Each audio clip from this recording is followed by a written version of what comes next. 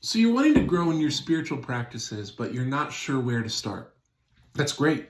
Because prayer walking can be a great next step of growth and active participation in your faith. It combines the spiritual discipline of prayer with a missional Great Commission engagement with one's community. So let's talk about it for a minute. What is prayer walking? Well, in its most basic form, prayer walking is just praying intentionally while you take a walk. And while this isn't a biblical practice in and of itself, right? Like you're not going to find any scriptures describing or certainly not commanding prayer walking. It's a great way to contextually combine two really important biblical spiritual practices. That is prayer and mission. And this doesn't happen by accident. Prayer walking, like basically every spiritual practice, becomes beneficial when it's intentional.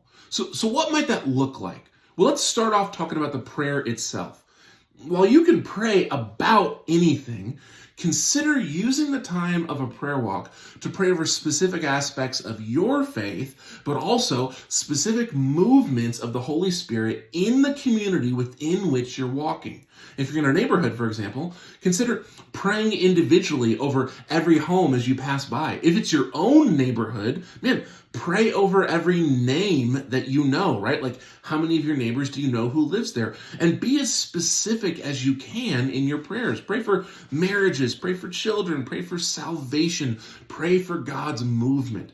If you're in the larger part of the community, you probably need to be creative in how you pray, right? Like, what school district are you currently in while you're walking? What public workers might be around? What businesses are you going to pass by? Pray specific blessings over these places and over these people. And don't miss this part. Pray for salvation. Pray for folk to come to know Jesus and to find real life and freedom from their sin in Him. And beyond that, pray that you might get to be a part of that work. If you're like me, and the whole idea of talking to strangers in public gives you slick used car salesman vibes, right? Then this is a great step to help move you toward obedience and participation in the Great Commission command to go and make disciples. Pray for specific folk that you know to come to Jesus. And as you get to know more about folk, pray more specifically. And finally, hear this. Pray that God would use you in their salvation. I am so serious when I say this, right? Like, if you are someone who is nervous or scared about these kind of public gospel conversations, pray for God to give you non-awkward conversations with people as you walk. Like, if you pray for this, prepare, because this is the kind of prayer God answers. Which is why, by the way, the walking is in and of itself almost as important as the praying. You can take an intentional walk in an intentional location, right? Walk around your neighborhood or the neighborhood surrounding your church or a specific area of your community for which you're burdened for the gospel to move forward. Maybe an area where you're hoping to see God plant a new work, right?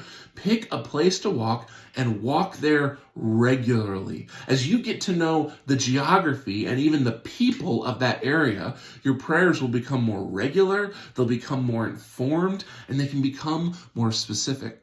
As you're praying for God to move and move through you, don't be surprised when you find yourself in actual conversations with folk in your community.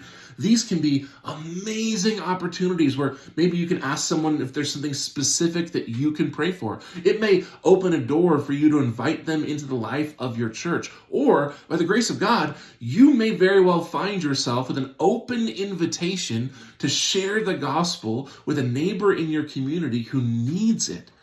So prayer walking on the surface, right? It isn't anything terribly flashy. It certainly isn't anything difficult, but it does combine powerful spiritual practices and gives an open door for God to move in your own heart towards greater obedience, greater awareness of the kingdom needs, and also, it creates an open door for God to move in your community. So why not just jump in and see what God may do through you?